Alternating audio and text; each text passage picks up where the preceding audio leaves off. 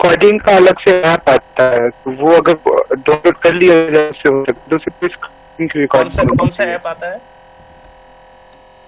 Hello recording के लिए कोशिश कर, अगर मैं आपको सेंड करता हूँ व्हाट्सएप पर, अगर मुझे मिल जाता है तो तब तक आप शुरू की कर रही है। हाँ बेहतर है, हम इल्तमास करते हैं आज के हमारे स्पीकर से कि वो बेहतर। हजरत ये स्क्रीन रिकॉर्डर से रिकॉर्ड की जाए और दूसरे डिवाइस से साउंड रिकॉर्ड करके उसको फिर बाद में एडिट करके एक साथ कर किया जा सकता है, वरना तो मुमकिन नहीं है। यानी आप में से कोई ऑडियो रिकॉर्ड भी कर ले, वो भी पॉसिबल है, वीडियो ना हो पाए तो ऑडियो से। हेलो असद, आप सुन रहे हैं मुझे? जी भाई। हाँ, आप एक काम करें, इसको इसको शेयर स्क्रीन से रिकॉर्ड कर लें और कोशिश करें कि वॉइस अगर रिकॉर्ड हो जाती है, जुल्करनैन आप कोशिश करें वॉइस रिकॉर्ड करने की, ठीक है? ठीक है भाई, बेहतर जी। तो उसको हम बाद में फिर एडजस्ट कर लेंगे इंशाल्लाह। बिस्मिल्लाहिर्रहमानिर्रहीम, अल्हम्दुलिल्लाहि रब्बिल आलमीन, वस्सलातु वस्सलामु अला सय्यिदिल अंबिया'i वल मुरसलीन व अला आलिहि व सहबिहि अजमईन, अम्मा बाद। अऊज़ु बिल्लाहि मिनश शैतानिर रजीम, बिस्मिल्लाहिर रहमानिर रहीम। लक़द अरसलना रुसलना बिल बय्यिनाति व अंज़लना मअहुमुल किताब वल मीज़ान लियक़ूम अन्नासु बिल क़िस्त وأنزلنا الحديد فيه بأس شديد ومنافع للناس وليعلم الله من ينصره ورسله بالغيب إن الله قوي عزيز صدق الله العظيم۔ سب سے پہلے تو مظفر حسین مائک بند کیجئے، مظفر حسین مائک اپنا آپ سب بند کر دیں تاکہ بیچ میں انٹرپشن نہ ہو، جزاکم اللہ خیرن۔ سب لوگ اپنا مائک میوٹ کر دیں۔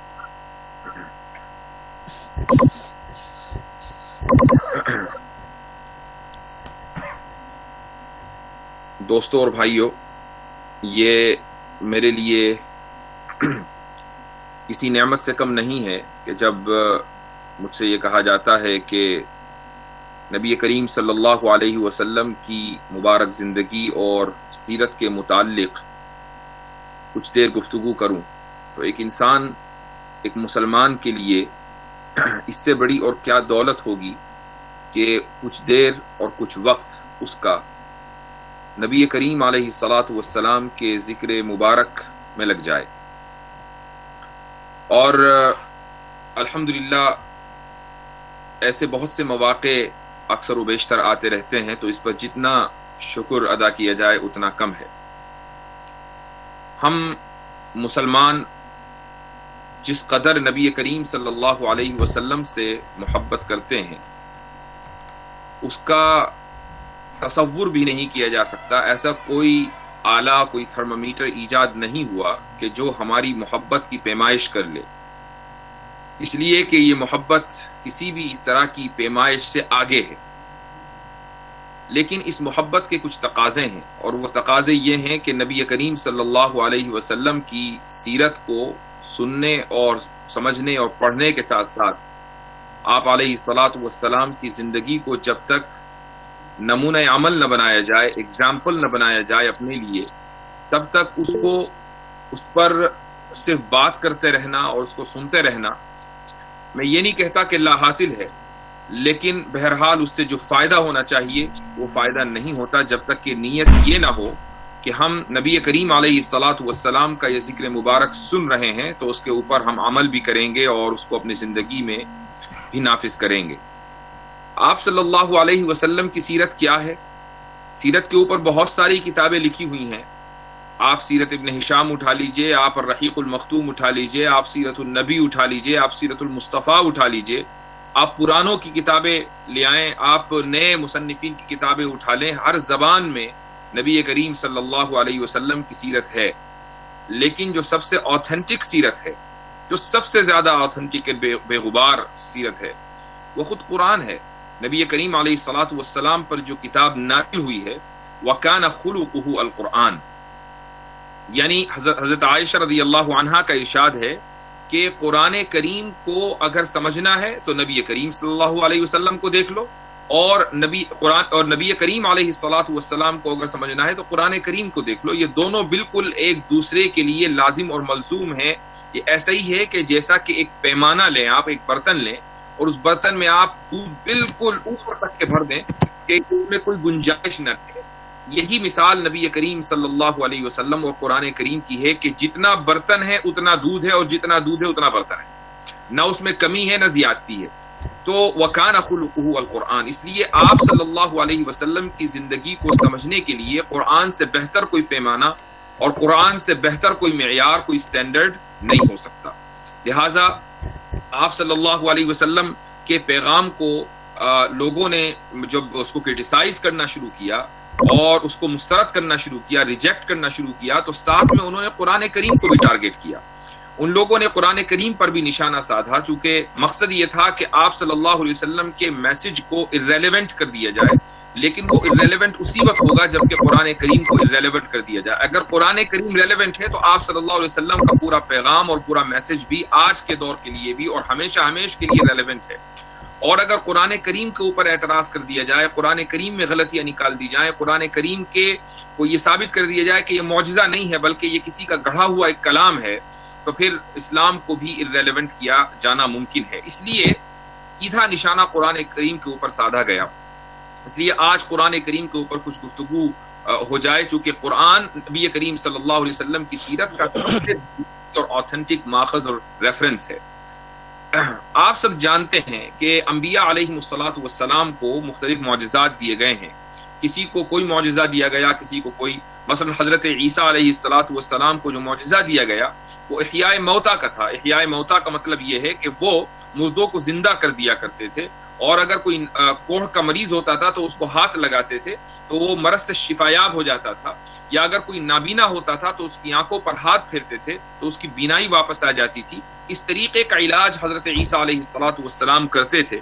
تب جب ان لوگوں نے دیکھا، اس زمانے کے لوگوں نے، کہ یہ علاج ایسا نہیں ہے جو اسباب کے تابع ہو، کہ حضرت عیسیٰ علیہ الصلاۃ والسلام کے پاس کوئی خاص جڑی بوٹی ہو، کوئی خاص دوا ہو کہ جس کو وہ آنکھ میں ڈالتے ہوں اور اس کی بینائی واپس آ جاتی ہو، یا کوئی خاص دوا ہو کہ جس کو جسم پر ملتے ہوں اور انسان کا کوڑھ کا مرض چلا جاتا ہو، یا کوئی خاص ایسا علاج انہوں نے آب حیات دریافت کر لیا ہو کہ جس کو پلا کر مردہ زندہ ہو جاتا ہو.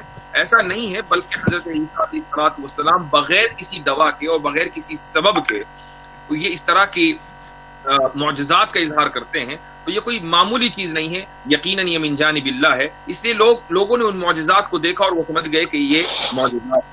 اسی طریقے سے حضرت موسیٰ علیہ الصلوۃ والسلام کو جو معجزہ دیا گیا کہ انہوں نے اپنی لکڑی کو زمین پر ڈالا تو وہ سانپ بن گیا، تو عام لوگ تو اس کو نہیں سمجھ پائے کہ یہ سحر ہے یا معجزہ ہے. لیکن جب جادوگروں کو فرعون نے بلایا اور حضرت موسیٰ علیہ الصلوۃ والسلام کو چیلنج کیا اور حضرت موسیٰ علیہ الصلوۃ والسلام نے وہ عصا زمین کے اوپر ڈالا تو تمام کے تمام جادوگر سجدے میں گر گئے، چونکہ ان کو یہ احساس ہو گیا کہ یہ جادو نہیں ہے جو ہم کرتے ہیں، یہ تو معجزہ ہے، یہ اللہ رب العزت کی طرف سے ہی ہو سکتا ہے، یہ کسی انسان کی قدرت اور اس کے بس میں نہیں ہے. تو ایسے ہی قرآن کریم بھی ایک معجزہ ہے. اور قرآن کریم کا یہ معجزہ جیسے حضرت موسیٰ علیہ الصلوۃ والسلام کے دربار میں کھڑے ہوئے، حضرت موسیٰ علیہ الصلوۃ والسلام کے معجزے کے اظہار کے بعد فرعون کے دربار میں کھڑے ہوئے جتنے بھی لوگ تھے سب حضرت موسیٰ علیہ الصلوۃ والسلام کے اس معجزے کی حقیقت کو نہیں سمجھ پائے. جو ماہر تھا، یعنی جو ساحر تھے، جادوگر تھے، وہی اس کا ادراک کر پائے، وہی سمجھ پائے کہ ہاں بھئی یہ کوئی شعبدہ بازی یا سحر بازی نہیں ہو رہی ہے بلکہ یہ حقیقتاً ایک معجزہ ہے. ایسے ہی قرآن کریم کے اس اعجاز کو ہر آدمی نہیں سمجھ سکتا. اس کے لیے ضروری ہے کہ اس کا کوئی نہ کوئی لیول ہو، اس کا وہ کسی نہ کسی پلیٹ فارم کے اوپر کھڑا ہوا ہو، وہ عربی کا ماہر ہو. جب وہ عربی زبان کا ماہر ہوگا، فصاحت کو جانتا ہوگا، بلاغت کو وہ جانتا ہوگا، اب وہ یہ سمجھے گا کہ ہاں قرآن کریم کوئی معمولی کلام نہیں ہے، وہ کسی انسان کا گھڑا ہوا نہیں ہے بلکہ یہ اللہ رب العزت کی طرف سے نازل کردہ کلام ہے کہ جس نے چیلنج دیا ہوا ہے کہ صبح قیامت تک کوئی ایک آیت بھی اس قرآن کریم کی کسی آیت سے بہتر انسان بنا کر نہیں لا سکتا. تو وہی آدمی اس چیز کو اور اس نقطے کو سمجھ سکتا ہے جو قرآن کریم کی زبان کو سمجھتا ہو اور جو فصاحت کو سمجھتا ہو، ایلیکوینس کو سمجھتا ہو اور بلاغت کو سمجھتا ہو. جیسے فرعون کے دربار میں ہر ایک آدمی حضرت موسیٰ علیہ الصلوۃ والسلام کے اس معجزے کو جو وہ اپنی آنکھ سے دیکھ رہا تھا نہیں سمجھ سکا. تو حضرت موسیٰ علیہ الصلوۃ والسلام کا یہ معجزہ تھا. اسی طریقے سے حضرت سلیمان علیہ الصلوۃ والسلام کو بھی معجزات دیے گئے، اور وہ معجزہ یہ تھا کہ ہوائیں ان کے لیے مسخر تھیں، قرآن کریم میں ہے فسخرنا لہ الریح تجری بامرہ رخاء حیث اصاب، کہ ان کو ہوا لے کر چلتی تھی، جہاں وہ جانا چاہتے تھے وہ آسانی کے ساتھ جا سکتے تھے۔ جو کام آج گاڑیوں کے ذریعے اور جہازوں کے ذریعے ہوتا تھا، ایک جگہ سے دوسری جگہ جانا، حضرت سلیمان علیہ الصلوۃ والسلام کے لیے اللہ نے ہواؤں کو مسخر کر دیا تھا۔ لیکن یہ جو سارے معجزات تھے جو پرانے انبیاء علیہ الصلوۃ والسلام کو دیے گئے، یعنی نبی کریم صلی اللہ علیہ وسلم سے پہلے جتنے بھی معجزات تھے وہ سارے کے سارے عملی معجزات تھے، وہ علمی معجزات نہیں تھے۔ عملی معجزات کا مطلب یہ ہے کہ ان کو دیکھا جا سکتا تھا، ان کو سنا جا سکتا تھا، ان کو محسوس کیا جا سکتا تھا۔ علمی معجزہ کا مطلب جیسے قرآن کریم ہے کہ نبی کریم صلی اللہ علیہ وسلم وفات فرما گئے لیکن نبی کریم علیہ الصلوۃ والسلام کا معجزہ آج بھی باقی ہے۔ معجزہ ہوتا ہے وہ ایک مرتبہ رونما ہوتا ہے، اس کے بعد ختم ہو جاتا ہے۔ حضرت ابراہیم علیہ الصلوۃ والسلام کا معجزہ یہ تھا کہ آگ میں ان کو ڈالا گیا اور وہ آگ سے صحیح سالم زندہ سلامت واپس آ گئے، لیکن جن لوگوں نے اس معجزے کو دیکھا وہ تو سمجھے، باقی لوگوں نے صرف اس خبر کے اوپر اعتماد کیا کہ ہاں ایسا واقعہ ہوا تھا۔ ان کے لیے وہ معجزہ صرف سننے کی چیز تھی، دیکھنے کی چیز نہیں تھی۔ حضرت موسیٰ علیہ الصلوۃ والسلام کا معجزہ وہی دیکھ پاتے تھے جو حضرت موسیٰ کو اپنا عصا زمین کے اوپر ڈالتے ہوئے دیکھتے تھے۔ ایسا نہیں ہے کہ عصا کہیں گم ہو گیا تھا، بہت سی روایتوں کے اندر یہ آتا ہے کہ حضرت موسیٰ علیہ الصلوۃ والسلام کے بعد بھی وہ عصا باقی رہا، کچھ انبیاء علیہ السلام کے پاس رہا، لیکن اس عصا کی جو تاثیر تھی کہ زمین پر ڈالو اور سانپ بن جائے، وہ تاثیر ختم ہو گئی تھی۔ اسی طریقے سے حضرت عیسیٰ علیہ الصلوۃ والسلام کے آسمان پر اٹھائے جانے کے بعد نہ پھر کوئی زندہ کرنے والا بچا، نہ کوہڑ کو ہاتھ لگا کر شہد دینے والا بچا، یا اسی طریقے سے نابینا کو بینا بنانے والا بچا۔ حضرت عیسیٰ علیہ الصلوۃ والسلام جب دنیا سے چلے گئے، یعنی وہ آسمانوں پر اٹھا لیے گئے، تو ان کا معجزہ بھی ان کے ساتھ چلا گیا۔ معجزہ وہ باقی رہتا ہے جس کا تعلق علم سے ہو، چونکہ عمل انسان کرتا ہے تو جیسے ہی وہ انسان عمل کر کے فارغ ہوتا ہے وہ عمل ختم ہو جاتا ہے۔ تو تمام انبیاء علیہ الصلوۃ والسلام کو عملی معجزات دیے گئے اور نبی کریم صلی اللہ علیہ وسلم کو علمی معجزات دیا گیا۔ اور ایسا نہیں ہے کہ آپ صلی اللہ علیہ وسلم کو عملی معجزات نہیں دیے گئے، بلکہ جو معجزات آپ صلی اللہ علیہ وسلم کو عملی دیے گئے ہیں وہ بھی اتنے فائق ہیں کہ ان کا یعنی اگر ہم کمپیریزن کرنے لگیں تو ایسا لگتا ہے کہ آپ صلی اللہ علیہ وسلم کے معجزات کے سامنے دوسرے معجزات ذرا کم درجے کے ہیں، حالانکہ تمام کے تمام معجزات اللہ کی طرف سے ہیں۔ اس میں یعنی مقابلہ کرنے کی ہماری کوئی اوقات بھی نہیں ہے، لیکن اگر ہم یہ دیکھیں، موازنہ کریں، مثال کے طور پر حضرت عیسیٰ علیہ الصلوۃ والسلام کو یہ معجزہ دیا گیا جیسے میں نے بھی کہا کہ وہ مردے کو زندہ کر دیتے تھے، لیکن وہ مردہ وہ ہوتا تھا کہ جس کے اندر روح پہلے سے موجود تھی، پہلے روح چلی گئی۔ حضرت عیسیٰ علیہ الصلوۃ والسلام اس روح کو واپس لے آتے تھے۔ تو ایک چیز جس میں پہلے سے روح ہو نکل جائے تو جہاں سے کوئی چیز نکلی ہے وہاں اس کو واپس لانا، یہ ایک حضرت عیسیٰ علیہ الصلوۃ والسلام کو اس کا یہ کام دیا گیا یا معجزہ دیا گیا۔ دوسری طرف ہم نبی کریم صلی اللہ علیہ وسلم کو دیکھتے ہیں۔ آپ نے ایک واقعہ سنا ہوگا کہ آپ صلی اللہ علیہ وسلم نے مسجد نبوی میں ایک مرتبہ یہ ارادہ کیا کہ خطبہ دینے کے لیے، تقریر کرنے کے لیے ایک ممبر بنایا جائے اور اس ممبر کے اوپر جمعہ کا خطبہ آپ صلی اللہ علیہ وسلم کھڑے ہو کر دیا کریں۔ تو جب آپ صلی اللہ علیہ وسلم کے لیے ممبر تیار ہو گیا اور پہلا جمعہ آیا اور آپ علیہ الصلوۃ والسلام اس ممبر پر کھڑے ہوئے تو حاضرین نے دیکھا، جتنے بھی صحابہ تھے سب نے سنا کہ وہاں ایک پلر تھا، کھجور کا تنا تھا، وہ رونے لگا اور اس میں سے آواز اس طریقے سے آنے لگی جیسے کہ کوئی انسان روتا ہے، کہ سسکیوں کے ساتھ وہ رو رہا تھا۔ نبی کریم صلی اللہ علیہ وسلم، اس کو کہتے ہیں استوانہ حنانہ، آپ صلی اللہ علیہ وسلم اپنے ممبر سے اترے اور آپ اس استوانے کے پاس یعنی اس پلر کے پاس تشریف لے گئے اور آپ نے اس کو لپٹایا، اس کو چمکارا، اس کو پیار کیا، اس کو خاموش کیا۔ اس طریقے سے جا کر آپ صلی اللہ علیہ وسلم کے معجزے کا دنیا نے، جو تمام صحابہ کرام وہاں موجود تھے، انہوں نے اس کا مشاہدہ کیا۔ اب آپ یہ دیکھیے کہ تنا کہ جس کے اندر کبھی انسانی روح نہیں تھی، وہ کبھی رو نہیں سکتا تھا، اس رونے کی آواز کسی میں کوئی سن نہیں سکتا تھا، لیکن نبی کریم صلی اللہ علیہ وسلم کا معجزہ یہ تھا کہ ایک ایسا جسم کہ جس میں انسانی روح کبھی نہیں تھی، ہاں اس کے اندر نباتی روح تھی، یعنی وہ پلانٹ، اس میں روح اس طرح کی تھی کہ جو انسانوں یا جانوروں کی روح سے مختلف ہے، لیکن آپ صلی اللہ علیہ وسلم کے معجزے کی بدولت اس میں وہ روح آئی جو انسانوں کے اندر ہو سکتی تھی۔ یہ وہ معجزہ ہے جو حضرت عیسیٰ علیہ الصلوۃ والسلام کے معجزے سے اگر ہم موازنہ کریں تو ہم بڑھا ہوا پاتے ہیں۔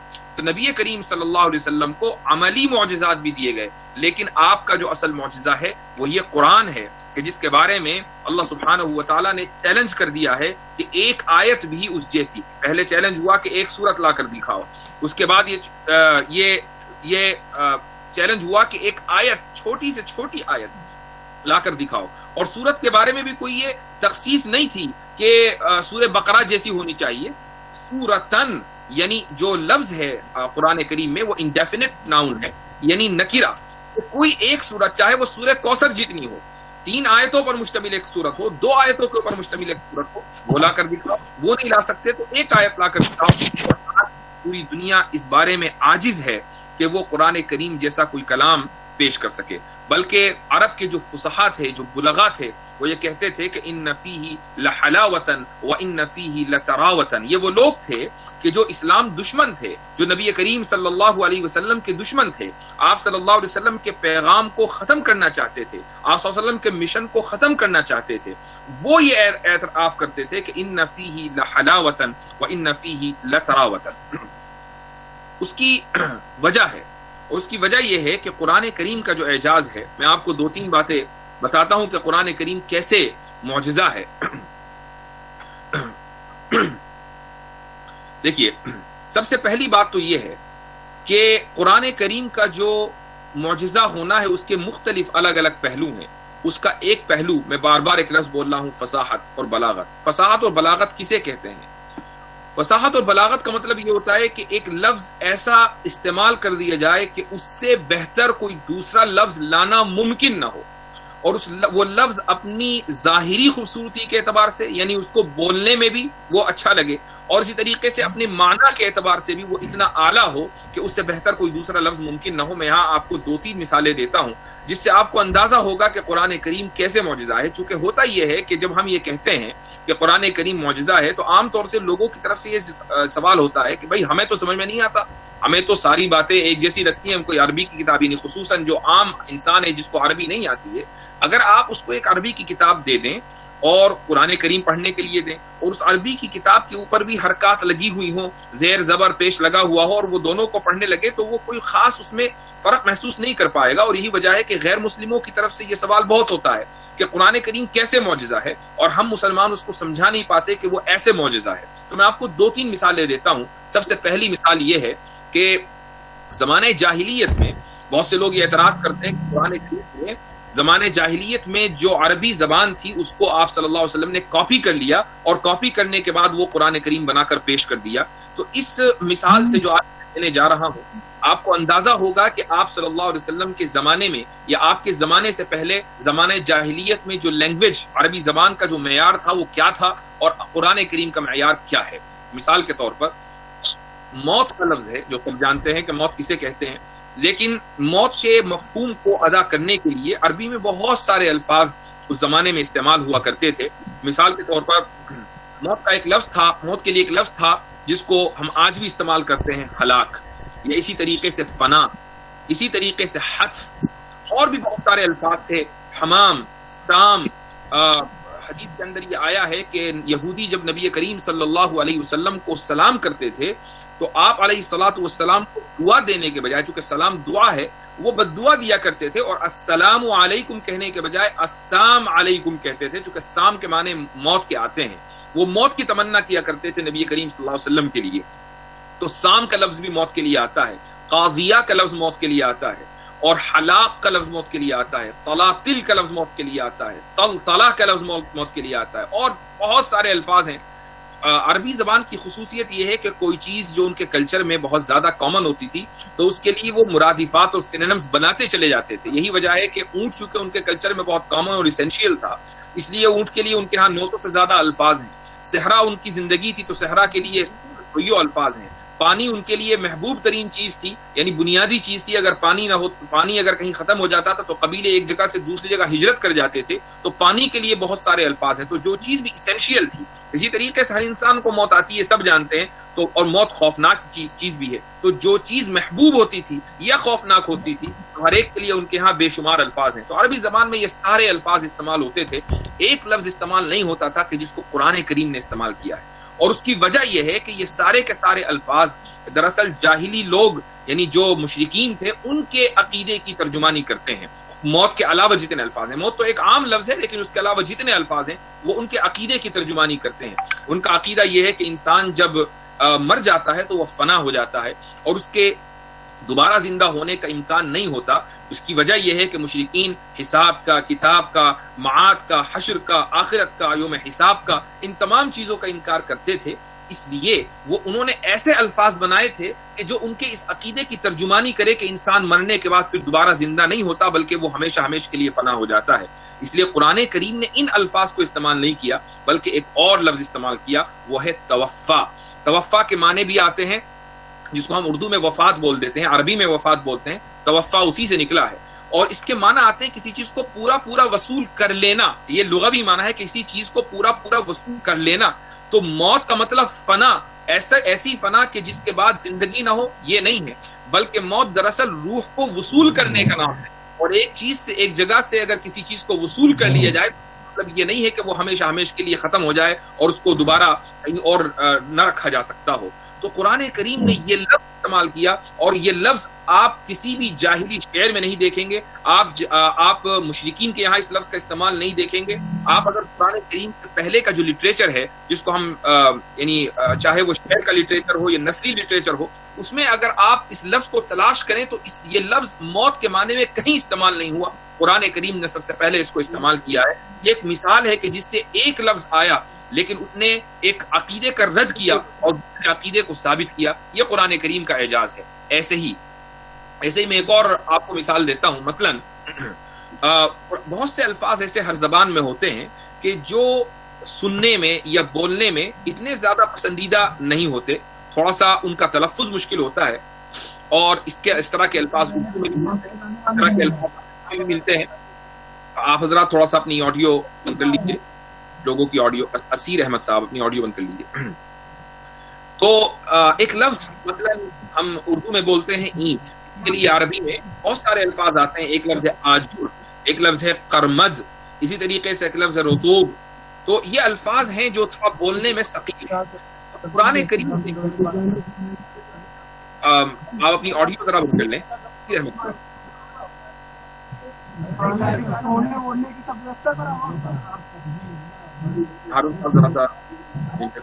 السلام علیکم.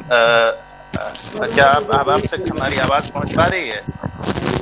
ہلو جی آپ سبھی سے محترمانہ گزارش ہے کہ آپ سبھی اپنے مائکس اور کیمراز کو بند کر دیں تاکہ پروگرام کو اسموتھلی آگے چلایا جا سکے. شکریہ. ایڈمن صاحب اسے بند کر سکتے ہیں، وہ بند کر دیں، کھلے میں دیکھیں کیسے بند. صاحب نے لنک بھیجے وہاں آپ اسے کلک کریں گے تو نظر آئے گا، اسے بند کر سکتے ہیں. جن کا مائک کھلا ہوا اسے ایڈمن کلک کر کے دیکھیں. جی سیٹنگز میں جا کر کے کرنا ہے کیا؟ نہیں وہیں پر نظر آئے گا آپ کو، اوپر ہی نام کے ساتھ شاید آپ کو نظر آنا چاہیے. جس کا مائک کھلا ہو بند کر دیں. آپ جس کا مائک کھلا ہوا ہو ان کے نام پہ ایک لمبا پریس کریں تو پھر آپشنز دے گا اس میں. اچھا بہتر، ٹھیک ہے، شکریہ. اسیر احمد صاحب کا مائک ابھی کھلا ہوا ہے. جی میں ابھی بند کرتا ہوں. جی جن صاحب نے لنک بھیجی ہے وہی کر سکتے ہیں. جی شکریہ، میں ابھی کرتا ہوں. جی تو میں یہ عرض کر رہا تھا کہ قرآن کریم میں اینٹ کے لیے اللہ سبحانہ و تعالیٰ نے جو لفظ استعمال کیا ہے وہ اینٹ کے لیے عربی میں آجر کا لفظ آتا ہے، لبن کا لفظ آتا ہے، لبنتن اس کا سنگولر ہے. اسی طریقے سے قرمت کا لفظ آتا ہے، رطوب کا لفظ آتا ہے. لیکن یہ سارے الفاظ ایسے تھے کہ جو بظاہر سماعتوں کے لیے ثقیل تھے، تھوڑا ہیوی تھے. تو اللہ سبحانہ و تعالیٰ نے اس مفہوم کو کس طریقے سے ادا کیا، ایک بہت خوبصورت لفظ لا کر، بہت آسان اور لائٹ لفظ لا کر. قرآن کریم میں ارشاد ہے وقال فرعون یا ایھا الملأ ما علمت لكم من اله غیری فاوقد لي يا هامان على الطين فاجعل لي صرحا. فاوقد لي يا هامان على الطين فاجعل لي صرحا. صرحا کے معنی ہے محل تعمیر کرو، گیلی مٹی پر آگ روشن کر کے میرے لیے ایک محل تعمیر کرو. تین کے معنی آتے ہیں گیلی مٹی. اب گیلی مٹی کے اوپر جب آگ روشن کی جائے گی یعنی اس کو بیک کیا جائے گا تو وہ اینٹ بن جائے گی. تو اس طریقے سے اللہ سبحانہ و تعالیٰ نے اس مفہوم کو ادا کیا. فاوقد لی یا ہامان علی الطین. ایک اور بہت اہم پہلو قرآن کریم کا جو سائنٹیفک اعجاز ہے، سائنٹیفک اس کا پہلو ہے، میریکل، اور ایک اور پہلو ہے نیومیریکل اعجاز یعنی نیومیریکل میریکل. اس کا مطلب یہ ہے کہ قرآن کریم میں کچھ الفاظ اس طریقے کے آئے ہیں کہ جن سے بہت سی جو ریاضی کی حقائق ہیں وہ واضح ہو جاتے ہیں. مثال کے طور پر قرآن میں جو لفظ شہر آیا ہے جس کے معنی مہینے کے ہیں وہ پورے 12 مرتبہ آیا ہے, 12 جگہ آیا ہے, اور پورے سال میں 12 مہینے ہوتے ہیں. اسی طریقے سے جو لفظ یوم یا ایام آیا ہے وہ پورے قرآن کریم میں 365 مرتبہ آیا ہے اور سال کے 365 ہی دن ہیں. بلکہ اس سے آگے بڑھ کر میں ایک چیز اور یہ کہتا ہوں, حالانکہ یہ بھی واضح رہنا چاہیے کہ قرآن کریم کا جو بہت سے لوگ جب قرآن کریم میں نمبرز کا میریکل بتاتے ہیں تو بہت آگے نکل جاتے ہیں اور وہ چیزیں بعض مرتبہ حقیقت کے واقعے کے خلاف ہوتی ہیں. تو ان چیزوں میں احتیاط کے ساتھ گفتگو کرنی چاہیے جب تک کہ آپ کو مکمل تحقیق نہ ہو. بعض مرتبہ میں نے اس طرح کی پوسٹیں اور مضامین دیکھے ہیں کہ بھئی قرآن کریم کا یہ عددی اعجاز ہے, اب جب آپ نے اس میں نمبرز دیکھنا شروع کیے تو وہ سارے کے سارے حقیقت کے برخلاف نکلے, تو یہ چیز غلط ہے. لیکن کچھ چیزیں صحیح بھی ہیں. مثال کے طور پر قرآن کریم کی ایک سورت ہے سورت الحدید. حدید کے معنی آتے ہیں لوہے کے. یہ لوہا ایک ایلیمنٹ ہے, لیکن جتنے بھی ایلیمنٹس ہیں ایسا نہیں ہے کہ ان کے نام سے قرآن کریم میں صورتیں ہوں. یہی ایک ایلیمنٹ ہے جس کے نام سے قرآن کریم کی ایک سورت ہے, اور اسی سورت کی میں نے آیت شروع میں پڑھی تھی, وَأَنزَلْنَا فِيهِ الْحَدِيدَ وَأَنزَلْنَا لَكُمُ الْحَدِيدَ. تو سورہ حدید میں یہ جو اگر آپ سورت کا نمبر دیکھیں گے تو یہ سورت نمبر 57 ہے, یعنی 57ویں سورت ہے یہ قرآن کریم کی, اور اس کی ٹوٹل آیتیں 29 ہیں, 29. اب قرآن کریم میں عربی زبان کی ایک خاص بات یہ ہے کہ ہر لفظ کی, ہر حرف کا اس کی ایک نیومیریکل ویلیو بھی ہے. مثال کے طور پر الف کی ایک ویلیو ہوگی, لام کی ایک ویلیو ہوگی, ہا کی ویلیو ہوگی. مثلا غین کے بارے میں کہا جاتا ہے کہ اس کی ویلیو 1000 ہے. تو ہر حرف کی کوئی نہ کوئی ویلیو ہے. تو جب آپ اس کی نیومیریکل ویلیو نکالیں گے, الف کی, لام کی, ہا کی, دال کی, پھر یا کی, پھر دال کی, اور اس کا ٹوٹل کریں گے تو جو ٹوٹل ویلیو نکلتی ہے وہ نکلتی ہے 57. یعنی الحدید کو اگر آپ نمبروں میں لکھیں گے تو وہ 57 ہے, اور 57 ہی سورت کا نمبر ہے قرآن کریم میں. سورت الحدید 57ویں سورت ہے اور الحدید کے 57 نمبر آتے ہیں. ایسے ہی اگر آپ الحدید, وہ تو سورت کا نام ہے لیکن حدید لوہے کو کہتے ہیں, آپ الف لام کو گرا دیجئے, اب آپ حدید کا نمبر نکالیں, اس کی نیومیریکل ویلیو نکالیں, ہا کی, دال کی, پھر یا کی, پھر دال کی, تو جو ٹوٹل نمبر نکلتے ہیں وہ نکلتے ہیں 26. اور اگر آپ یہ دیکھیں کہ جتنے بھی ایلیمنٹس ہیں ہر ایک کا ایک نیوکلیئر نمبر ہوتا ہے, تو اس نیوکلیئر نمبر جو لوہے کا ہے وہ بھی 26 ہی ہے. تو قرآن کریم میں حدید کا جو لفظ, بلکہ عربی زبان میں حدید کا جو لفظ آیا ہے اس کی نیومیریکل ویلیو بھی 26 ہے. اور اسی طریقے سے جو ایک یعنی ماڈرن سائنس میں آپ جو نیوکلیئر ویلیو نکالتے ہیں مختلف ایلیمنٹس کی, تو جو لوہے کی ویلیو ہے وہ بھی 26 ہے. تو یہ مختلف طریقے کے جو اعجاز ہیں قرآن کریم میں, اس طریقے سے قرآن کریم معجزہ ہے کہ وہ ایک ایک لفظ اپنی جگہ ایسا فٹ ہے کہ آپ اگر اس کو ادھر سے ادھر کر دیں تو وہ لفظ پورا کا پورا بدل جائے. ایسے ہی قرآن کریم کی اور اس کی وجہ یہ ہے کہ اللہ سبحانہ و تعالیٰ فرماتا ہے کہ واللہ غالب علی امرہ, کہ اللہ سبحانہ و تعالیٰ اپنے معاملے میں غالب ہے, ہر چیز کے اوپر غالب آنے والا ہے, اس کے اوپر کوئی غالب آنے والا نہیں ہے. تو یہ ممکن نہیں ہے کہ کلام اللہ کا ہو اور پھر وہ کلام کسی دوسرے کے مقابلے میں ذرا کم در ہو, یہ ممکن نہیں ہے. کسی بھی انسان کا چاہے وہ کتنے بڑے سے بڑا فصیح ہو, بلیغ ہو, اس کا کلام اللہ کے کلام کے مقابلے میں بونا ہی ہوگا. اب آپ یہ کہنے لگے کہ بھائی ٹھیک ہے, یہ ساری باتیں تو ان لوگوں کے لیے ہیں کہ جو عربی زبان سے واقف ہیں. آپ نے بتا دیا کہ قرآن کریم میں یہ لفظ یوں آنا چاہیے تھا اور یوں آیا ہے, اور عام لوگ اس کو اس طریقے سے استعمال کرتے ہیں. تو یہ فصاحت بلاغت ان لوگوں کے سمجھنے کی چیزیں ہیں کہ جو فصاحت اور بلاغت کو پڑھے ہوئے ہیں. اگر لوگ عربی زبان سے واقف نہ ہو, اور ہر عربی زبان سمجھنے والا بھی اس چیز کو نہیں سمجھ سکتا, بلکہ اس کے لیے خاص سائنس ہے علم بلاغت, اس کو پڑھنے والا, اس میں بھی مہارت رکھنے والا ان چیزوں کو سمجھ سکتا ہے. تو عام انسان کیسے سمجھے کہ یہ علمی معجزہ ہے, عام انسان کیسے سمجھے کہ یہ معجزہ ہے, چھوڑیے علمی, یہ معجزہ ہے.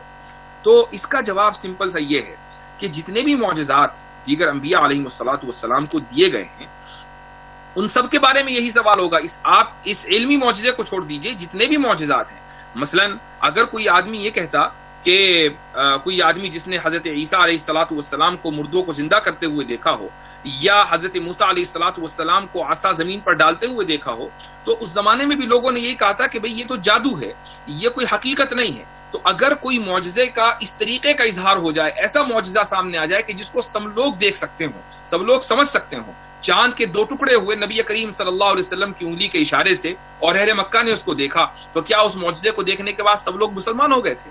تو یہ کوئی ضروری نہیں ہے کہ معجزہ آپ کو سمجھ میں آ جائے یا انسان کو سمجھ میں آ جائے اور وہ اس کو قبول بھی کر لے۔ بعض مرتبہ عناد اور اسٹبرنس انسان کے اندر اتنی ہوتی ہے کہ وہ کچھ بھی دیکھ لے لیکن اس کو ہدایت نہیں ملتی، اس کو توفیق نہیں ملتی۔ تو بہرحال قرآن کریم ایسا معجزہ ہے کہ اس کا جواب رہتی دنیا تک نہیں دیا جا سکتا۔ اب سوال یہ ہے کہ اس معجزے کا اظہار کہاں کہاں ہوا، یعنی کیسے ہم پراؤڈلی یہ کہہ سکتے ہیں کہ یہ معجزہ ہے اور آج بھی یہ باقی ہے۔ اور دوسرا سوال لوگ یہ کرتے ہیں کہ کیا معجزات اب ختم ہو گئے، اب آئندہ کبھی کوئی معجزہ ظاہر نہیں ہوگا، کیوں سارے کے سارے معجزات پہلے ہوئے تھے اور اب نہیں ہوتے؟ تو اس کا میں جواب آگے دینے کی کوشش کرتا ہوں۔ سب سے پہلی بات تو یہ ہے کہ قرآن کریم ایک معجزہ ایسا ہے کہ نہ صرف وہ اپنے میں معجزہ ہے بلکہ وہ معجزہ گر بھی ہے۔ معجزہ گر کا مطلب یہ ہے کہ وہ انسانوں کو اس لائق بنانے والا ہے کہ ان کے ہاتھوں کے اوپر کرامتیں ظاہر۔ اب بہت سے لوگ یہ سوچتے ہیں کہ بھئی لوگ کشف و کرامت کی باتیں کرتے رہتے ہیں کہ فلاں پیر صاحب ہوا میں اڑ گئے، فلاں پیر صاحب سمندر کے اوپر چل گئے، پانی کے اوپر وہ چلنے لگے۔ میں ایسے کرامتوں کی بات نہیں کر رہا ہوں کہ جن کا ثبوت تاریخی حقیقتوں اور تاریخی یعنی فیکٹس کے اوپر مبنی نہ ہو۔ میں ایسی کرامتوں کی بات نہیں کر رہا ہوں، میں انکار بھی نہیں کر رہا ہوں ان کرامتوں کا۔ میں کہنے کا مقصد صرف یہ ہے کہ کرامت وہ بھی ایسی بھی کرامتیں ہیں کہ جن کو میں اور آپ بہت آسانی کے ساتھ سمجھ سکتے ہیں، اور نہیں صرف سمجھ سکتے ہیں بلکہ اس کا اعتراف بھی کرتے ہیں۔ امام ابو حنیفہ رحمۃ اللہ علیہ، امام شافعی رحمۃ اللہ علیہ، امام مالک رحمۃ اللہ علیہ، اسی طریقے سے امام احمد ابن حنبل، امام بخاری، یہ جتنے بھی فقہا اور محدثین ہیں، ان کے جو کارنامے ہیں یہ دراصل ان کی کرامتیں ہیں۔ یہ کرامتیں یوں ہی ضائع نہیں ہو گئیں بلکہ انہوں نے قرآن کریم کے لیے اپنی زندگی کو وقف کر دیا۔ قرآن کریم کی جو تفسیر ہے، یعنی نبی کریم صلی اللہ علیہ وسلم کی سنت، اس کے لیے اپنی زندگی کو وقف کر دیا، اور ان دونوں مقامات سے انہوں نے اتنے مسائل نکالے اور اتنے فقہی مسائل کو مدون کیا کہ آج پوری دنیا میں ان کے فقہ کے چرچے ہیں اور لوگ ان کی فقہ کے اوپر عمل کرتے ہیں۔ کچھ لوگ حنفی ہیں، کچھ لوگ شافعی ہیں، کچھ لوگ مالکی ہیں، حنبلی ہیں، اور ان چاروں اماموں کے فقہ سے لوگ استفادہ کر رہے ہیں۔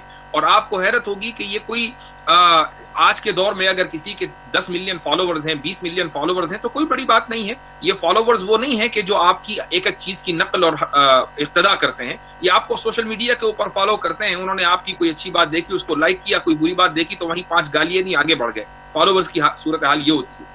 لیکن امام ابو حنیفہ، امام مالک یا ائمہ اس دور کے ہیں کہ جس زمانے میں کوئی سوشل میڈیا نہیں تھا، لیکن ان کے فالوورز کی تعداد ملینز آف ملینز میں ہے۔ اور یہ فالوورز وہ ہیں کہ اگر وہ ان کو کوئی بات سمجھ میں نہیں آتی، کوئی بات ان کو ایسا لگتا ہے کہ ہاں بھائی امام ابو حنیفہ کی یہ بات سمجھ میں نہیں آ رہی ہے، امام مالک کی یہ بات سمجھ میں نہیں آ رہی ہے، تو وہ 5 گالیاں نہیں دیتے امام مالک کو، امام ابو حنیفہ کو، بلکہ اپنی عقلوں کا اور اپنی فہم کا قصور نکالتے ہیں۔ یا بہت سے لوگ ایسا ہے کہ ان کو اقتدا نہیں کرتے، لیکن ایسا نہیں ہوتا کہ امام مالک اور امام حنیفہ کو گالیاں دی جا رہی ہوں کہ تم نے ایسا کیا، یہ حرکتیں کیوں کی۔ یہ امام ابو حنیفہ اور امام مالک کی کرامت ہے کہ انہوں نے قرآن کریم کے اوپر عمل کیا، قرآن کریم میں غور و فکر کیا اور ایسی فقہ مرتب کر دی جو رہتی دنیا تک، جب تک مسلمان باقی ہیں اس دنیا میں، اس وقت تک کہ یہ فقہ بھی باقی رہیں گی۔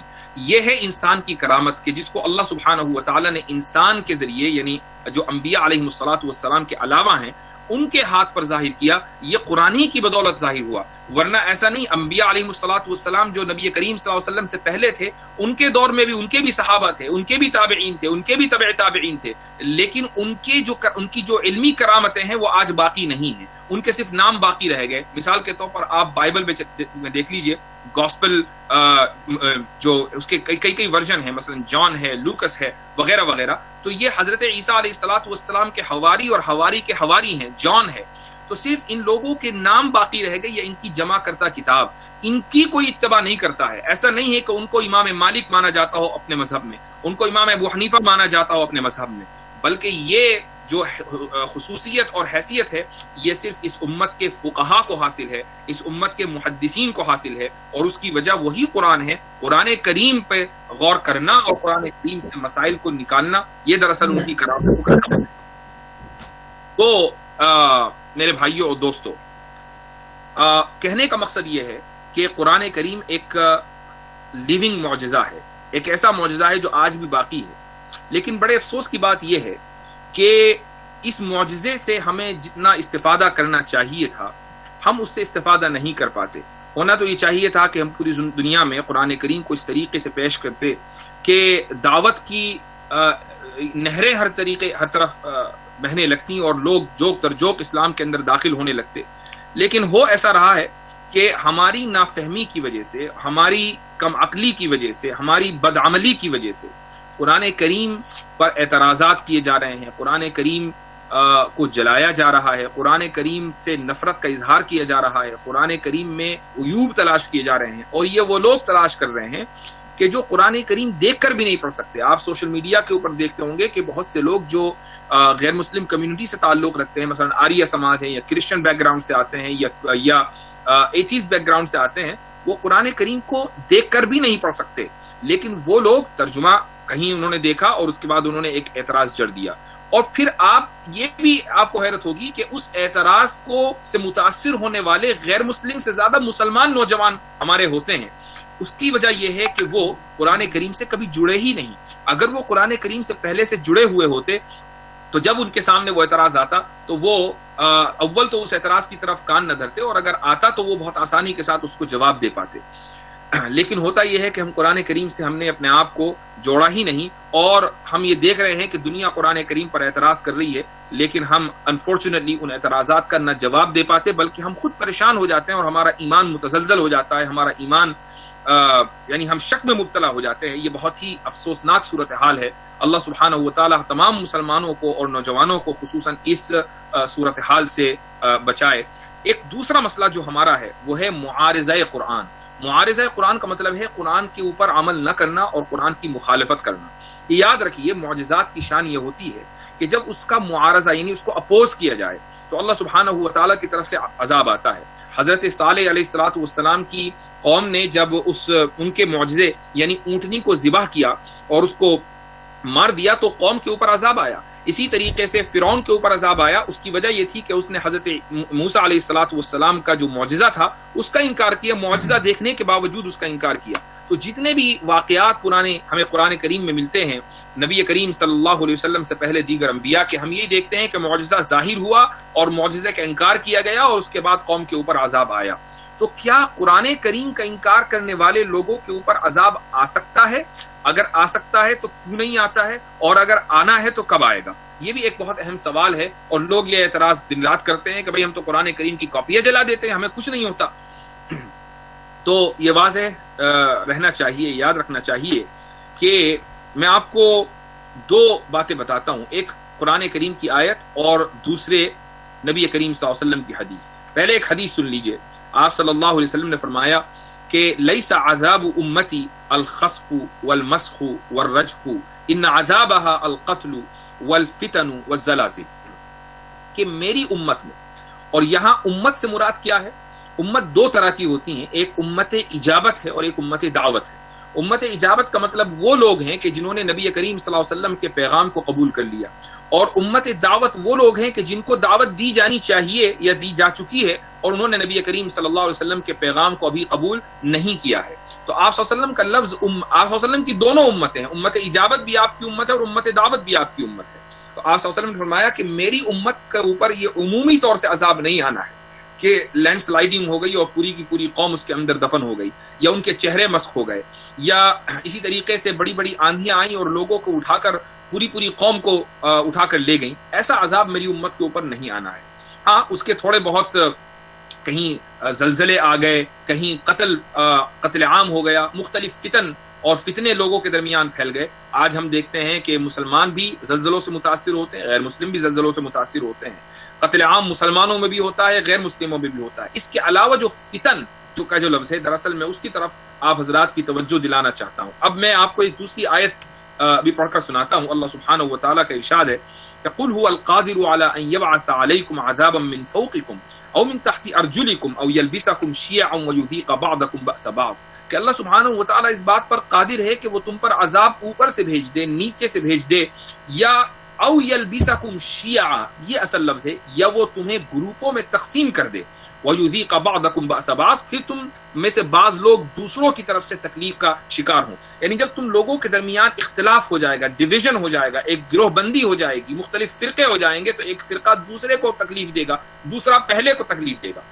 یہ دراصل عذاب کی ایک شکل ہوگی، لیکن یہ اس وقت ہوگا کہ جب قرآن کریم سے معارضہ کیا جائے۔ لہذا آج ہم یہ دیکھتے ہیں کہ ہم یعنی بحیثیت مسلمان قرآن کریم پر ہم نے عمل چھوڑ دیا۔ عمل ترک کرنا ہی دراصل قرآن کریم کی مخالفت ہے، اور قرآن کریم کی مخالفت کا نتیجہ یہ نکل رہا ہے کہ ہمارے درمیان کہ جن میں فرقے نہیں ہونے چاہیے، مختلف الگ الگ مسلک نہیں ہونے چاہیے، الگ الگ ڈویژن نہیں ہونی چاہیے، الگ گروہ بندیاں نہیں ہونی چاہیے، ہمارے درمیان کتنی گروہ بندیاں ہیں، اور وہ اس لیول پر پہنچ چکی ہیں کہ ہم ایک دوسرے کے جانی دشمن بن چکے ہیں۔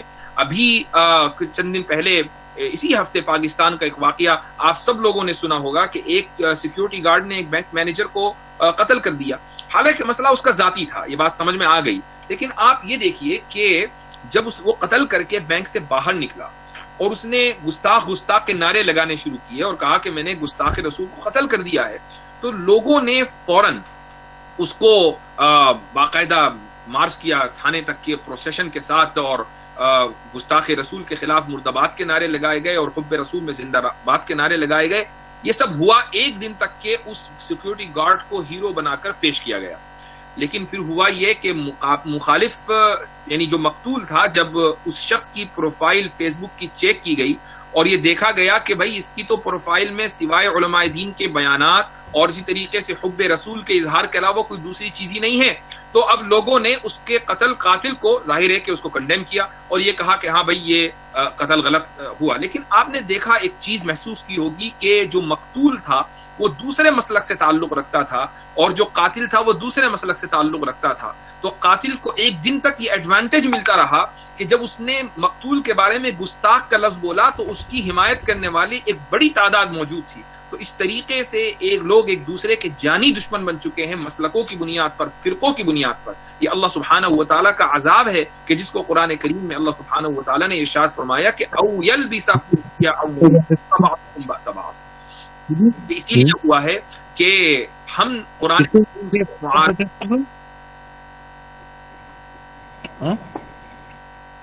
جی کتنے کے فالوورز ہوتے سن گے 500 کے ہے۔ آپ حضرات اگر خاموش ہو جائیں اور اپنی آڈیو بند کر دیں، میری آڈیو بھی ابھی میوٹ ہو گئی تھی۔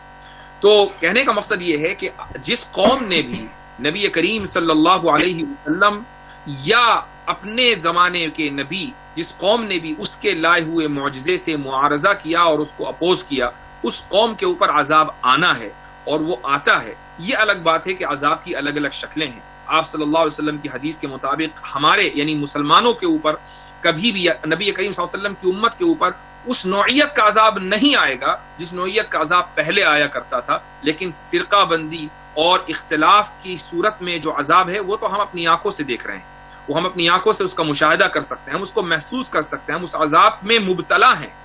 اب یہ ہمارے اوپر ضروری ہے کہ ہم قرآن کریم کے اوپر جمع ہو جائیں۔ اگر پوری کی پوری امت 2-3 چیزوں کے اوپر جمع ہو جائے تو اس عذاب سے نکل سکتی ہے، اور اس کے بعد انشاءاللہ میں اپنی گفتگو ختم کرتا ہوں۔ نبی کریم صلی اللہ علیہ وسلم کا ارشاد ہے کہ ترکت فیکم الثقلین لن تضلوا بعدی ابدا ان تمسکتم بہما کتاب اللہ و سنتی، کہ میں تم میں 2 ایسے اسٹینڈرڈ چھوڑ کر جا رہا ہوں کہ اگر تم ان ثقلین کو پکڑے رکھو گے تو تم کبھی گمراہ نہیں ہو سکتے۔ لیکن دیکھیے آپ قرآن کریم کے ساتھ ساتھ نبی کریم صلی اللہ علیہ وسلم کی حدیث میں بہت ساری ایسی باتیں ملتی ہیں مختلف حدیث کے اندر کہ اس سے بہتر کلام نہیں ہو سکتا۔ آپ صلی اللہ علیہ وسلم نے ثقلین کا لفظ استعمال کیا، اور ثقلین ثقیل سے نکلا ہے جس کے معنی آتے ہیں ہیوی کے۔ آپ کو میں ایک مثال دیتا ہوں، مثلا ایک آدمی سیلاب کے پانی میں ریلے میں بہا چلا جا رہا ہے، اب اس کو ایک تنکا ملا، اگرچہ کہتے ہیں کہ بھائی ڈوبتے کو تنکے کا سہارا، اس نے تنکا پکڑ لیا، لیکن وہ تنکا اس کو کوئی سہارا نہیں دے گا، چونکہ وہ خود بھی ڈوب رہا ہے اور تنکا بھی بہ رہا ہے، یہ آدمی بھی بہے گا، یہ بہتے چلے جائیں گے، چونکہ تنکا بہت لائٹ ویٹ ہے۔ ایسے ہی اس نے دیکھا کہ ایک چھوٹا سا تنا ہے درخت کا، وہ بھی بہ رہا ہے، اس نے اس کو بھی پکڑ لیا. تو اگر اس کو پکڑ لے گا تو زیادہ سے زیادہ یہ ہوگا کہ شاید نہ ڈوبے، لیکن اس کے بہاؤ میں کوئی کمی نہیں آئے گی. لیکن اس نے دیکھا کہ آگے ایک چٹان آ رہی ہے، اس نے اس چٹان کو پکڑ لیا. چٹان کو پکڑنے کا نتیجہ یہ ہوگا کہ وہ انسان نہ ڈوبے گا نہ بہے گا. اب وہ دونوں چیزوں سے محفوظ ہو گیا، اس کی بجائے کہ چٹان بہت ہیوی ہے تنے سے زیادہ، تنا ہیوی ہے پتے سے زیادہ، تنکے سے زیادہ. تو جتنی لائٹ چیز کو اس حالت میں پکڑا جائے گا، سیلاب کے ریلے میں پکڑا جائے گا، وہ اتنا ہی نفع دے گی. جو زیادہ لائٹ ہوگی وہ انسان کی جان کی حفاظت نہیں کر پائے گی، اور جو زیادہ ہیوی ہوگی وہ انسان کو ڈوبنے سے بھی بچائے گی اور اس کو بہنے سے بھی بچائے گی. آپ صلی اللہ علیہ وسلم نے جو لفظ استعمال کیا ہے وہ ثقلین یعنی ہیوی. اور ہیوی کس چیز کو کہا؟ قرآن کو کہا اور سنت رسول کو. گویا کہ یہ سیلاب کے ریلے میں دو بڑی بڑی چٹانیں ہیں. اب اگر ایک انسان سیلاب میں بہا چلا جا رہا ہے اور اس کو خطرہ ہے کہ میں ڈوب جاؤں گا، تو اس کے لیے ضروری ہے کہ وہ ان دو چٹانوں کو پکڑ لے. اگر وہ ان دو چٹانوں کو پکڑ لے گا تو وہ بہنے سے بھی محفوظ رہے گا اور ڈوبنے سے بھی محفوظ رہے گا.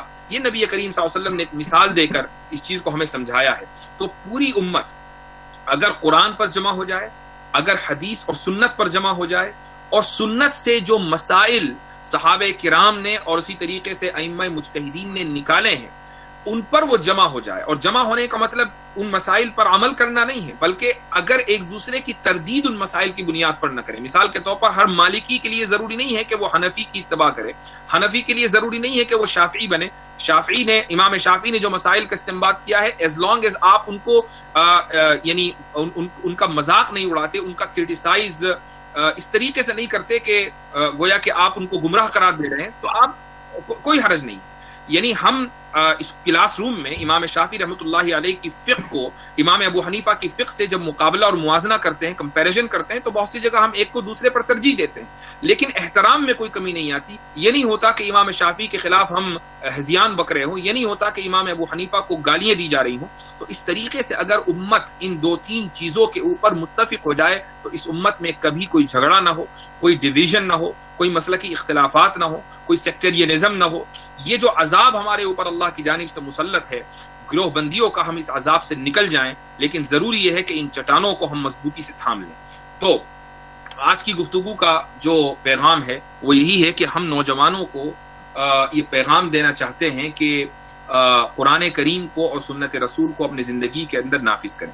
اور نافذ کرنے کا سب سے پہلا جو طریقہ ہے وہ یہ ہے کہ قرآن کریم کو سمجھنے کی کوشش کریں. اور دوسری جو ایڈوائز میں دینا چاہتا ہوں تمام نوجوانوں کو، اور وہ یہ ہے کہ سوشل میڈیا پر جو لوگ قرآن کریم کے خلاف، اسلام کے خلاف اعتراضات کر رہے ہیں، چونکہ آپ ان اعتراضات کے جواب سے ابھی واقف نہیں ہیں، آپ پراپر ٹول سے اکوپڈ نہیں ہیں، لہٰذا آپ ان ویڈیوز کے اوپر جانا چھوڑ دیجئے. میرے پاس کتنے ہی مسائل ایسے آتے ہیں کہ نوجوانوں کی طرف سے، لڑکوں لڑکیوں کی طرف سے، کہ ان میں ارتداد پھیل رہا ہے، ان میں عجیب و غریب ٹرینڈز پھیل رہے ہیں. میں ابھی کل کا واقعہ آپ کو سناتا ہوں اور اس کے بعد میں بار بار کہہ رہا ہوں اپنی بات ختم کرتا ہوں، لیکن باتیں ذہن میں آ رہی ہیں. کل کا واقعہ میں آپ کو بتاتا ہوں. مجھ سے دو لوگوں نے رابطہ کیا، ماں باپ تھے، پیرنٹس تھے، اپنی بیٹی کے بارے میں. یہ بتانے کا مقصد یہ کہ فتنہ کس طریقے سے پھیل رہا ہے. اور دونوں کے دونوں ڈاکٹرز، سائیکیٹرک، اور انہوں نے ویڈیو کال پر مجھے یہ بتایا کہ ان کی جو بیٹی ہے، حالانکہ دونوں سائیکیٹرک ہیں، لیکن انہوں نے اپنی بیٹی کے بارے میں یہ بتایا 14-15 سال کی ہے، اور وہ اصرار کر رہی ہے کہ وہ سرجیکلی اپنی جنس کو بدل لے، چونکہ وہ محسوس کرتی ہے کہ she is trapped in a wrong body, کہ وہ بظاہر لڑکی ہے لیکن وہ اندر سے اپنے آپ کو لڑکا محسوس کرتی ہے. اب یہ دماغ کے اندر اس کے بیٹھ گیا اپنے دوستوں کی وجہ سے. تو میں نے سب سے پہلے ان ڈاکٹروں سے یہ سوال کیا کہ آپ دونوں ماں باپ ہیں، دونوں ہی سائیکیٹرک ہیں، آپ مجھے سب سے پہلے تو بتائیے، اور یہ آپ کا موضوع ہے تو آپ مجھے سب سے پہلے یہ بتائیے کہ کیا اس کی کوئی سائنسی بنیاد ہے؟ تو وہ کہنے لگے کہ اس کی کوئی سائنسی بنیاد نہیں ہے، یہ دماغ کا فطور ہے. تو میں نے ان سے کہا کہ کیا آپ کے پاس اس طرح کے کیس کبھی اور آئے ہیں؟ تو کہنے لگے کہ مستقل آتے رہتے ہیں. تو میں نے ان سے پوچھا کہ اگر مستقل آتے رہتے ہیں تو آپ ان کو کیا ایڈوائز دیتے ہیں؟ تو انہوں نے بتایا کہ ہم ان کو جو ایڈوائز دیتے ہیں وہ پروفیشنل ایڈوائز ہوتی ہے جو ہمیں ہمارے کورس کے اندر پڑھائی گئی. امریکن سائیکیٹرک ایسوسی ایشن نے ایک نصاب بنایا ہوا ہے اس نصاب میں جو لکھا گیا ہے آپ کو اسی کو فالو کرنا ہے، آپ اس سے ہٹ کر کوئی دوسری ایڈوائز نہیں دے سکتے. اب اگر کوئی لڑکا لڑکی ان لوگوں کے پاس آئے، سائیکائٹرسٹ کے پاس آئے، تو یہ اس کو یہ نہیں کہہ سکتے کہ یہ تمہارے دماغ کا فطور ہے، یہ نہیں کہہ سکتے کہ یہ تمہیں ڈپریشن ہو رہا ہے، یہ نہیں کہہ سکتے کہ بھائی تمہارے اندر کوئی بیماری ہے. ان کو یہ کہنا پڑے گا کہ ہاں یہ بالکل حقیقت ہے، تم واقعی ایک رانگ باڈی میں ٹریپ ہو چکے ہو، اور اگر وہ بچے یا وہ لڑکے لڑکی اصرار کریں تو ان کو ہارمونز چینج کرنے کی دوائیں دینی پڑیں گی. اگر لڑکی ہے اور وہ لڑکا بننا چاہتی ہے تو ایسی دوائیں دینی پڑیں گی کہ جس سے اس کے مثلا بریسٹ کا جو گروتھ ہے وہ رک جائے، یا اسی طریقے سے اس کے جو منتھلی پیریڈز آتے ہیں وہ ختم ہو جائیں. ایسے ہی اگر لڑکا ہے تو اس کو وہ دوائیں دینی پڑیں گی جس سے اس میں عورتوں کے ہارمونز آ جائیں. وہ یہ نہیں کر سکتے پروفیشنلی کہ وہ ان کو علاج سے منع کر دیں یا ان کو یہ بتائیں کہ نہیں تمہارے اندر یہ بیماری ہے اور اس بیماری کا علاج ہونا چاہیے، بلکہ ان کی بات ماننی پڑے گی اور اس کو ایکنالج کرنا پڑے گا کہ yes you are trapped in a wrong body. تو میں نے ان سے کہا کہ آپ بحیثیت ڈاکٹر مجبور ہیں کہ آپ لوگوں کو اس طریقے سے ٹریٹ کریں، لیکن جب آپ کے گھر میں یہ واقعہ ہوا تو اب آپ واقعی ایک یعنی وہ میرے پاس اس لیے آئے کہ بھائی آپ بتائیں کہ مذہبی سلوشن اس کا کیا ہو سکتا ہے. تو آپ اس طریقے کی واقعات اس دنیا کے اندر ہو رہے ہیں. تو میں نے ان سے کہا کہ اگر میں اس کو مذہبی سلوشن بتا بھی دوں، اس کو یہ بتا بھی دوں کہ یہ حرام ہے اور یہ اتنا بڑا گناہ ہے کہ یعنی اس کا تصور نہیں کیا جا سکتا، تو کیا وہ مان لے گی؟ تو وہ کہنے لگے کہ اس بات کا امکان ہے کہ وہ مرتد ہو جائے، اس بات کا امکان ہے کہ وہ دین چھوڑ کر چلی جائے، چونکہ اس کی خواہش اگر یہ دین پورا نہیں کرے گا تو شاید وہ دین چھوڑ دے. اب آپ کو حیرت ہوگی کہ اس کی عمر صرف 14 یا 15 سال ہے. انہوں نے چاہا کہ اس سے میری بات نہیں ہو پائی ہے. یہ ساری چیزیں کیوں ہو رہی ہیں؟ یہ ساری چیزیں اس لیے ہو رہی ہیں کہ ہم جس ماحول میں ہیں اس ماحول کا اثر ہمارے اوپر پڑ رہا ہے. اگر یہ ماحول امریکہ میں ہے تو یہ ماحول انگلینڈ میں بھی ہے، یہ ماحول انگلینڈ میں ہے تو یہ پاکستان اور انڈیا میں بھی ہے، یہ بنگلہ دیش میں بھی ہے. یہ ہر طرح کا ماحول، یہ ماحول اس وقت ساری دنیا میں ہے. ہر اس جگہ ہے کہ جہاں پر مغربی نصاب پڑھایا جا رہا ہے، اسکولوں میں، کالجز میں، یونیورسٹیز میں، اور یہ چیزیں اتنی تیزی کے ساتھ پھیل رہی ہیں. آج اگر خدا نخواستہ اللہ نہ کرے یہ کبھی ہمارے گھروں میں مسلمانوں کے اندر اس طرح کی صورتحال ہو جو ہمیں یہاں امریکہ میں دیکھنے کو ملتی ہے، یہ اسی لیے ہے کہ قرآن کریم سے دوری، قرآن کریم سے دوری اور اس کے اور غلط ماحول کے اندر ہمارا یعنی گرفتار ہو جانا.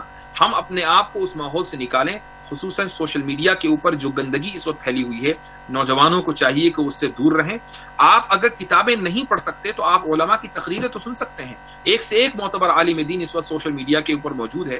آپ روزانہ نہیں سن سکتے تو ہفتے میں ایک مرتبہ سن لیجئے. آپ اپنے آپ کو ان علماء سے جوڑیے اور ایسے ملحدین اور مرتدین اور ایتھیسٹ کہ جو قرآن کریم پر دن رات اعتراض کرتے ہوں، نبی کریم صلی اللہ علیہ وسلم کی سیرت پر اعتراض کرتے ہوں، ان کا کام یہ ہو کہ وہ ایک ویڈیو بنا دیں اور اس ویڈیو کے اس کو مانیٹائز کر دیں اور آپ ان کی ویڈیو دیکھ کر ان کے کاروبار کو بڑھائیں.